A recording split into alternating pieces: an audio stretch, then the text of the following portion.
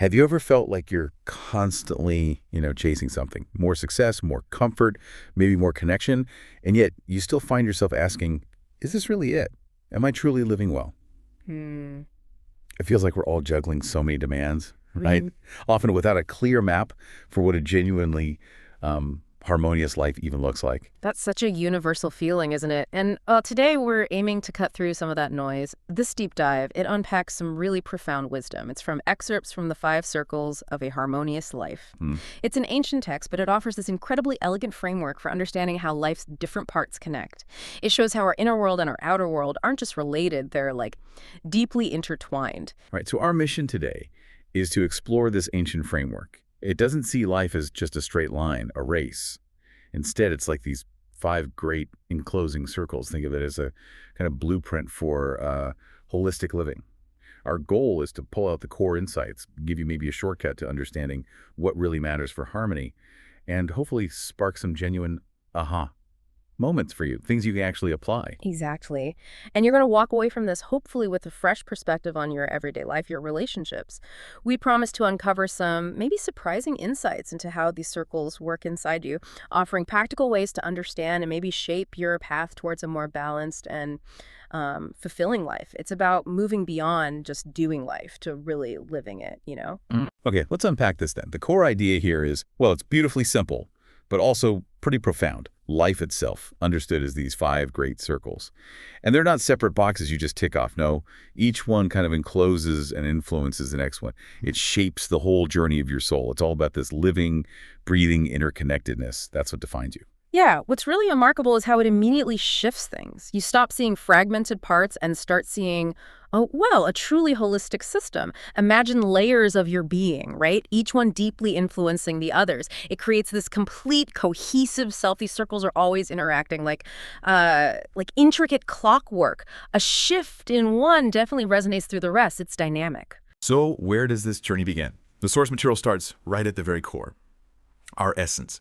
The circle of consciousness, it's described as the silent voice within, the keeper of truth, the witness to every thought and deed. It's like our internal compass, that gut feeling, that knowing. The text stresses that it's unwavering. But okay, in a world that's so loud, constant pings, notifications, how do we actually hear that? And what does unwavering even mean when, let's be honest, our emotions and opinions feel pretty wavering a lot of the time? That's a really crucial distinction. When the source says unwavering, it's pointing to something foundational, a core stability, a truth that doesn't just bend to external pressure or fleeting emotions or the latest trends. It's that intrinsic compass. Even if it gets obscured by doubt or distraction, it's still oriented towards your deepest values. It's the part of you that knows, even when you don't quite feel it or can't perfectly put it into words.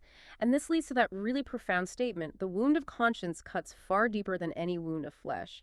Now, this isn't just about morals, it's a deep insight into the architecture of our well-being. It suggests ignoring that inner truth isn't just like morally wrong. It actually harms our overall harmony, much more than, say, a physical cut. It's like an internal corrosion, you see, not just a surface thing that heals. The real insight is that integrity starts and ends with aligning with this inner truth. Wow, that's powerful and challenging, prioritizing that internal truth, even when it's hard. It really forces you to look at how much we might ignore that inner voice just for external comfort or ease. Okay, so moving outwards from that core, that consciousness, we get to the circle of the body, described as the vessel that carries you through the world, acknowledging it can be strong or frail. Kogda. We live in an era obsessed with fitness trends, quick fixes. How does this ancient view maybe shift our modern take on physical health? Oh, it absolutely does. The body, in this framework, it's your anchor to the physical realm. Yes, it's the tangible bit of our existence, but the source emphasizes to care for it is to honor the life that flows through you. So this isn't just about dodging illness or getting super fit. It's about a deeper respect, a reverence for the act of living itself.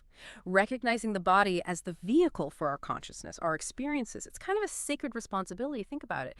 If our body is literally the vehicle for our consciousness, well, neglecting it means neglecting the very instrument we use to experience everything, to learn, grow, connect. It boils down to conscious nourishment, mindful movement, getting enough rest, not as chores, right?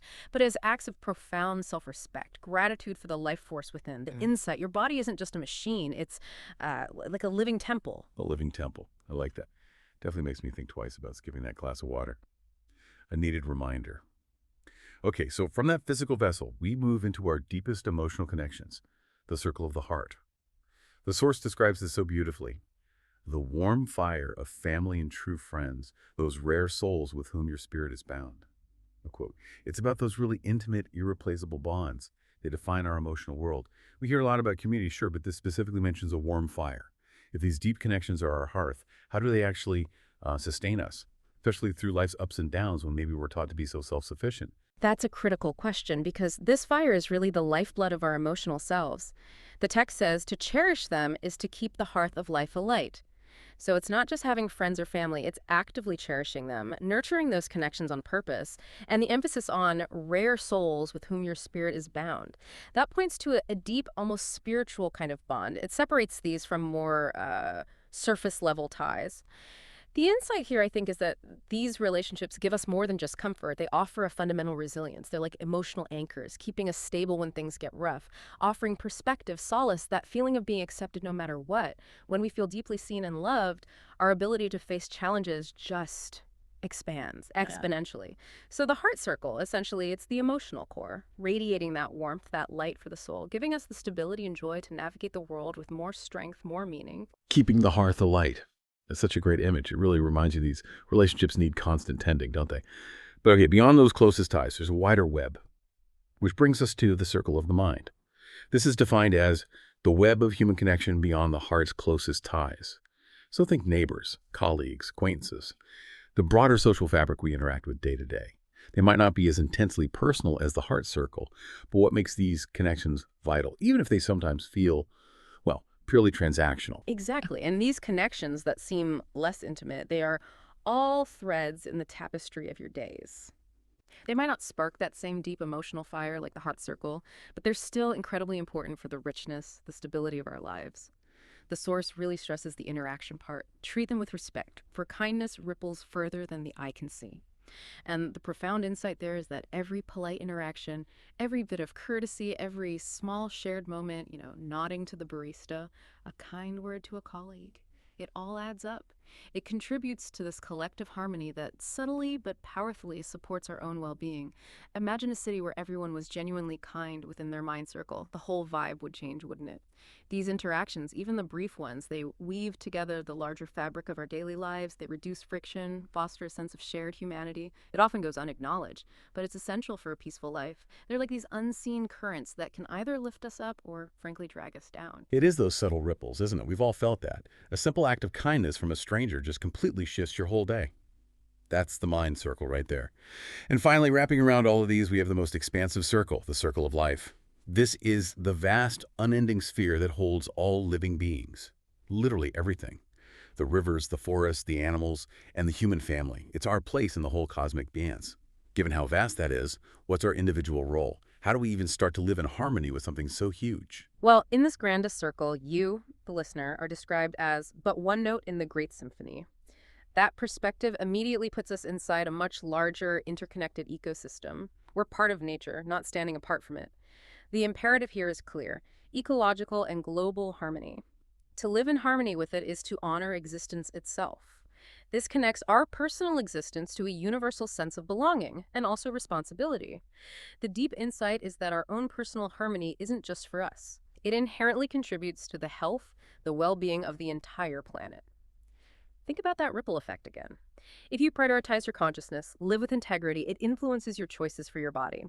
If you nurture your heart, you're probably better equipped to treat your mind circle connections kindly. And if you extend that kindness and awareness outwards, it naturally impacts how you interact with the environment, the global human family.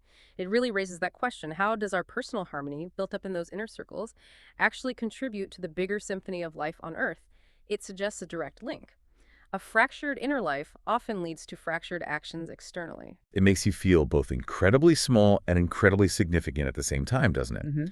So, Koi, we have these 5 powerful circles: consciousness, body, heart, mind, and life. The Source tells us life's path winds from birth to death, through seasons of joy and trial. The end is certain. But the measure of a life is not in its length, but in the balance, kept among these circles. And that is the profound message right at the core of this text. It's not about how long we live, it's about how we live. Specifically, how harmoniously these 5 interconnected parts of our being are integrated. The Source even connects this harmony state to concepts like nirvana or moksha, basically a state where the circles are in balance. And the soul can then depart with this quiet dignity of one who has lived well.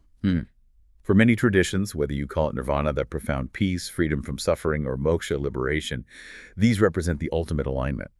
The real insight here is that balance isn't passive, it's an active thing. A conscious engagement with each circle, making sure none are, totally ignored or completely overshadowing the others. That quiet dignity of a life well lived, that's a truly inspiring goal. But let's be real. In our fast-paced, often fragmented modern world, how can we actually realistically strive for this balance? It's so easy to get caught up in just one circle, right? Like work demands hitting the mind circle, or family pulling on the heart circle. And maybe, without even realizing it, we neglect the others. That is precisely the challenge, and also where the real wisdom comes in. This framework doesn't promise it'll be easy, but it offers clarity. A balanced life isn't static. It's a dynamic equilibrium. It's always adjusting. For you, listening, it's about developing a kind of heightened awareness.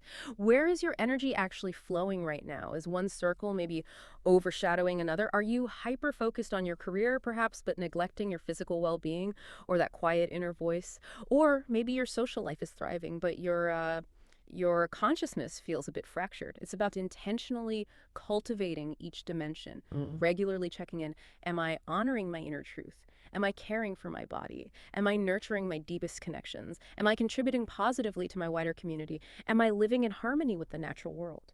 Just asking those questions, that active self-assessment, that's the first step towards recalibrating, towards bringing your life back into a more dynamic harmony. What an incredible journey through these 5 circles. We've really covered a lot. From the silent, unwavering voice of consciousness, the sacred vessel of the body, the warm, sustaining fire of the heart, the intricate web of the mind with its ripples, and finally, the vast, interconnected symphony of life itself.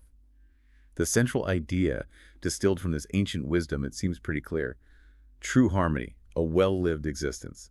It's not measured by how long you live, but by the dynamic balance you keep among these interconnected parts of yourself. Yeah, and we really encourage you, take a moment sometime today, reflect on your own life through this lens, the 5 circles. Don't judge yourself, just observe. Which circles feel like you nourish them most naturally? And maybe, more importantly, which ones might be subtly asking for a little more of your conscious attention right now? It could be simple, like taking 5 minutes to just listen to your inner voice, maybe stretching your body for real, sending a genuine message to a loved one, offering a sincere compliment to someone at work, or just spending a moment appreciating nature outside. And here's something to maybe mull over as you go about your day, building on that idea of interconnectedness. If that quiet dignity of a well-lived life comes from the harmony of these circles, consider this. How might deliberately tending to just one circle, even a small adjustment, unexpectedly ripple outwards? How could an intentional act of self-care for your body, say, bring more clarity to your consciousness, or more warmth to your heart, maybe more patience in your mind circle interactions, and ultimately a more harmonious place in that grand circle of life? Think about that powerful, elegant ripple effect.